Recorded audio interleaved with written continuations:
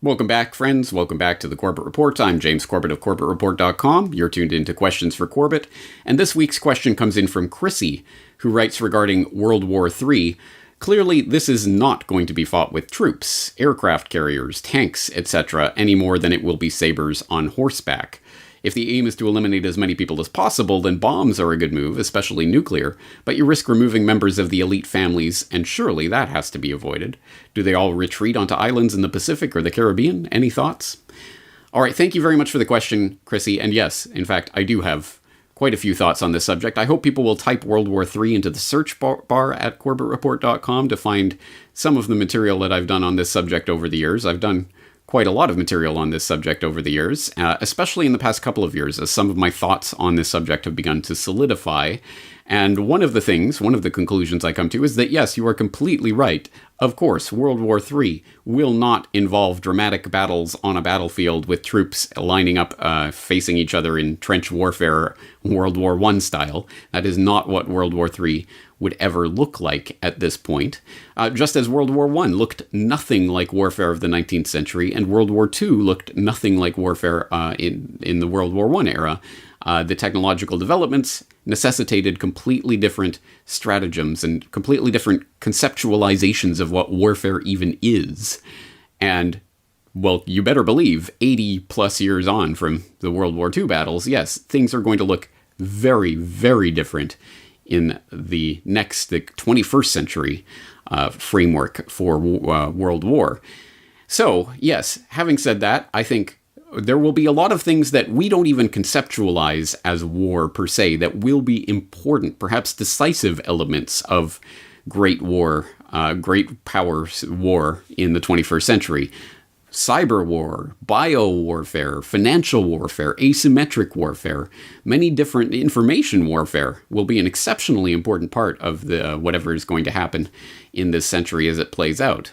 So yes, absolutely, it will not look anything like warfare as we've known it, and I don't even think it's going to be bombing specific targets that's going to be the decisive measure in any of these battles that will be part of World War III. But having said all of that, there's an even more important underlying factor to this concept of World War III and the way that it's being employed. And in fact, this was one of the first things that I picked up on when I started covering the coronavirus crisis as it was starting to unfold back in March of this year. One of my first takes on this was a piece that I wrote for the International Forecaster called "This is what World War III looks like," where I noted that all of the signs that we are engaged in warfare right now are already there, as I was starting to talk about at that time. Troops on the street? Check. Mass panic? Check. Martial law and the public being told to batten down the hatches? Check and check. World leaders telling their populations that the enemy is to blame for all the carnage? Check and check. And I give lots of examples of that, and then I go on to cite some of the examples of the leaders, the misleaders, who were employing the war rhetoric and language at that time to describe the war with the invisible enemy, and Trump declaring himself a wartime president and enacting wartime legislation, and Macron, nous sommes en guerre, and Boris Johnson and Moon Jae-in, and basically every leader of every power structure on the planet delighting in the idea of being able to declare this some sort of war, because of course that gives them great power and leverage to discard the pesky rules, those pesky things that are rights enshrined in some piece of paper somewhere. We don't have time for that. We're at war with an invisible enemy, no less, an important part of the new construct for war that's coming into view. But although I do lay out, for example, how this fits into the World War III narrative that we are going to be fed throughout the 21st century, in which I have talked about before, the great power war of the 21st century, the narrative that we're being fed is, broadly speaking, the US, the unitary world superpower, the unquestioned, unchallengeable world superpower, and its allies will be pitted against China and Russia and Iran and North Korea and whoever else you want to throw into that axis of evil, or whatever it will be called in the conflict of the 21st century. But essentially it will boil down to, if you want to boil it down to, US versus China. And this is a concept, this battle is something that I've talked about at length many, many times, so please look into my archives for this. But boiling it down to its very, very essence, I'm going to say that the 21st century great narrative of the Great War between the US and China is going to be absolutely as phony, staged, rigged, manipulated as the narrative of the Great War of the 20th century, which turned out to be the Cold War, of course, between the US and the mighty Soviet Union, was a ginned up, phony, manipulated conflict. Now, again, there are many, many different things that need to be said here and many stipulations that need to be made, and of course many caveats that, yes, of course, many of the people, and I would imagine the vast majority of the people in the various power structures in each of these various nation states truly do conceive of the other side of this as their enemy and what have you. And yes, the conflict is genuine in the sense there will be real conflict. And as always, the people, i.e. you and me and our children and whoever else, will pay for this conflict with our blood, while the people manipulating this conflict will be laughing all the way to the bank, as usual. But nonetheless, I think there will be real conflict and real military aggression that behind the scenes will be manipulated. And there are many different things that we have to note about that manipulation and how it occurs and why and under what pretense. But as I say, I've talked about this many, many times. I've talked about the staged and manipulated Cold War era and the work of, say, Anthony Sutton in exposing how the Soviet Union was a paper tiger constructed out of Lend-Lease and other transfer programs of technology and aid of various sorts from the US to their arch enemy boogeyman, the Soviet Union, which they made into a boogeyman. And a very similar process has taken place over the past few decades to create the Chinese dragon, which did not just appear out of nowhere. But as I say, I've talked about this many, many times, China and the New World Order and the various iterations on that theme. So I will throw some links in the show notes in case you want to explore that further. And I did note that in this article on This Is What World War III Looked Like, where I noted, oh, look, they're starting to roll out that narrative right here, because, of course, it was them there Chinese Chi-Coms that did this virus on the world, and they gotta pay for it, I tell you. And so suddenly, just flip that switch, and suddenly a large portion of the public can be whipped into a frenzy of hatred against those dastardly Chinese, who, of course, have polluted the world with their dangerous virus. And the only way to combat the virus is to start implementing the Chinese-style police state everywhere around the world. One of these things doesn't seem to quite add up, does it? It's terrible when they do it. It's great when we do it. Again, I trust that my regular audience knows how this game works, but that goes to the deeper and more fundamental underlying point that I want to bring out here, which is that World War III, I think, is already underway. In fact, it looks so different from any other form of warfare we have ever experienced that we do not recognize it even as it is happening. But it raises the most important question of all. Who is this war actually directed against? Who is the enemy in this war? And the answer may surprise you. As I talk about in that article, I say, even as I type, the troops are being deployed in country after country. And who are they pointing their guns at? Their fellow countrymen. Cyber warfare operations are being waged right now to knock out enemy communication systems and to label all enemy transmissions as disinformation. But who is being targeted in all of this? Citizen journalists and conspiracy realists. Political destabilization campaigns are being waged, but the attackers are the Democratic Party, caught rigging their own primaries, and the establishment press, trying to undermine political decisions made by referenda, and the academic establishment, rallying opposition against democratically selected governments in the supposedly free world. And whereas just a few months ago, protests and demonstrations were so pervasive all around the globe that I dedicated an entire column to the phenomenon, now country after country is declaring gatherings of more than 10 people to be illegal. Well, obviously we've moved on from that paradigm, but you get where we were. Time and time again, we find that the war that is being waged is a war by government, military, financial, and corporate power against the masses of humanity that would oppose them. This is the true nature of World War III. It is being waged right now, and in the eyes of the authoritarians, we are the enemy. An incredibly important point. Yes, World War III is underway, and it is a war by the authoritarians, the oligarchs, the would-be rulers and controllers of society against free humanity, or whatever is left of the dregs of once free humanity.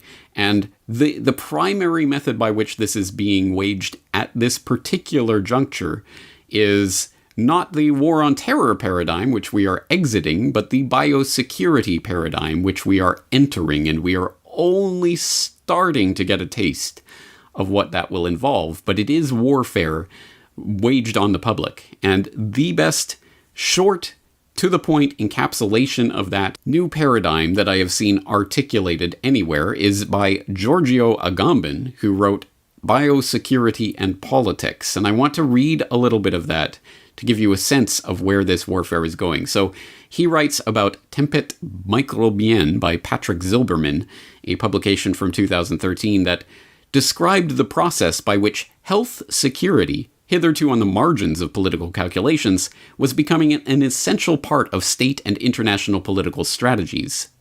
At issue is nothing less than the creation of a sort of health terror as an instrument for governing what are called worst-case scenarios. It is according to this logic of the worst that already in 2005, the World Health Organization announced 2 to 150 million deaths from bird flu approaching. Suggesting a political strategy that states were not yet ready to accept at the time, Zilberman shows that the apparatus being suggested was articulated in 3 points. 1. The construction on the basis of a possible risk of a fictitious scenario in which data are presented in such a way as to promote behaviors that allow for governing an extreme situation.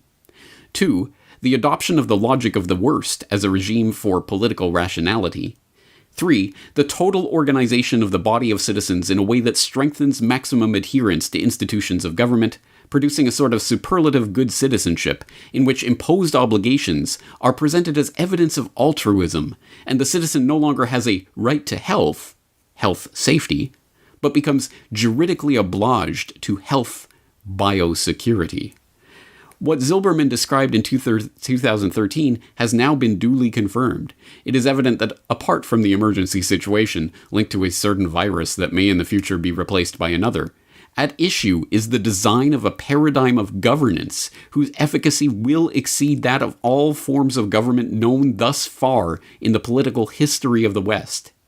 If already in the progressive decline of ideologies and political beliefs, security reasons allowed citizens to accept limitations on their liberty that they previously were unwilling to accept, biosecurity has shown itself capable of presenting the absolute cessation of all political activity and all social relations as the maximum form of civic participation.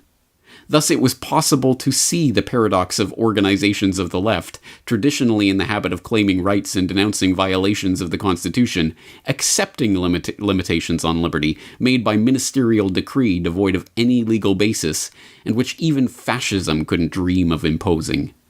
It is evident, and government authorities themselves do not cease to remind us of it, that so-called social distancing will become the model of politics that awaits us, and that, as the representatives of the so-called task force announced, whose members are in an obvious conflict of interest with the role that they are expected to exercise, advantage will be taken of this distancing to substitute digital technological apparatuses everywhere in place of human physicality, which as such becomes suspect of contagion, political contagion, let it be understood. University lessons, as MIUR has already recommended, will be stably online from next year. You will no longer recognize yourself by looking at your face, which might be covered with a mask, but through digital devices that recognize biodata, which is compulsorily collected, and any crowd, whether formed for political reasons or simply for friendship, will continue to be prohibited. At issue is an entire conception of the destinies of human society from a perspective that, in many ways, seems to have adopted the apocalyptic idea of the end of the world from religions which are now in their sunset. Having replaced politics with the economy, now in order to secure governance, even this must be integrated with the new paradigm of biosecurity, to which all other exigencies will have to be sacrificed. It is legitimate to ask whether such a society can still be defined as human, or whether the loss of sensible relations, of the face, of friendship, of love, can be truly compensated for by an abstract and presumably completely fictitious health security. Powerful words, and I hope that people understand what is at stake here.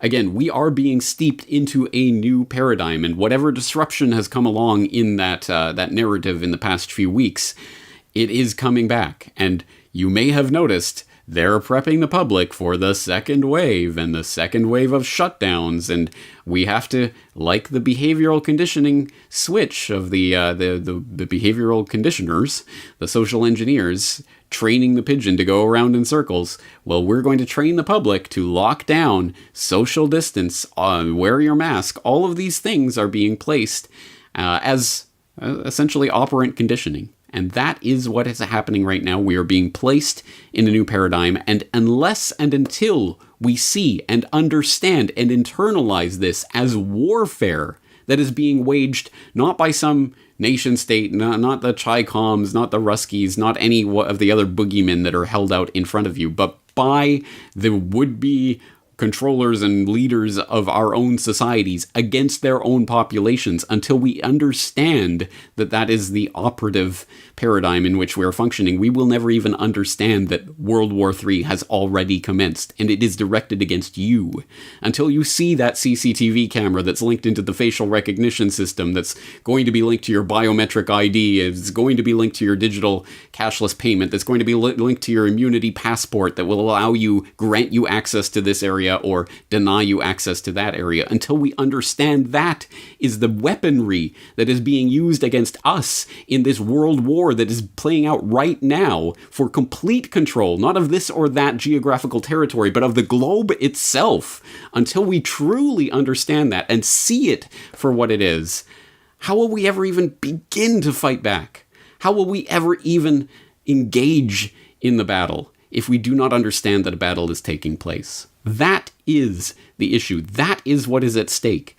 The entire future history of civilization itself. Once again, I am at a loss for words how to articulate this in a way that people will see it. All I can do is keep throwing darts at the board until 1,000,000 darts line up and you start to see the picture. I hope that this helps to frame it in a way that you understand it, but see the weaponry that is being rolled out right now, that is being deployed against you as weaponry in a war that is being waged right now for the most important territory on the planet, the territory between your ears. That is what this is ultimately about, and biosecurity is the latest iteration of the narrative that they're going to use to try to win that war.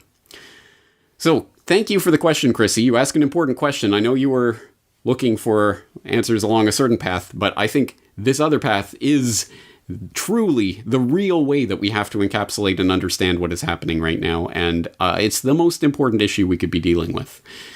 And at the risk of jinxing or teasing too much, but at any rate, this is part of a longer project that I am working on that I wish was completed because it would be exceptionally relevant to the era that we're living through right now. But unfortunately, these things take time and it will be ready when it's ready. But I do have a lot more to say on this subject and you will hear it in the future. But we're going to leave that there for today. Thank you, Chrissy, for the question. And thank you to all of you out there for your support. I do appreciate it. James Corbett, corbettreport.com.